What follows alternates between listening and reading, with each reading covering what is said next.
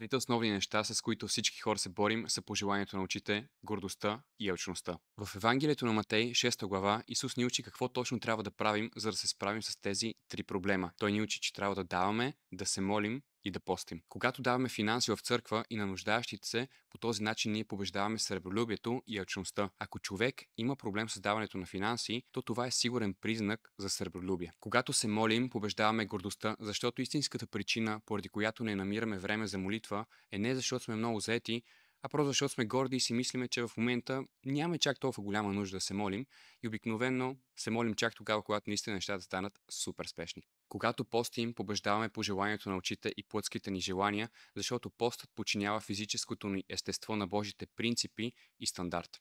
Ако искаш да се приближиш към Бог, искам да те предизвикам тази седмица да помогнеш на някой в нужда, да се молиш всеки ден, поне поведнъж, и да вземеш един ден от седмицата за пост. Напиши Амин в коментарите, ако вярваш в Бог, харесай видеото и последвай профилът за още християнско съдържание.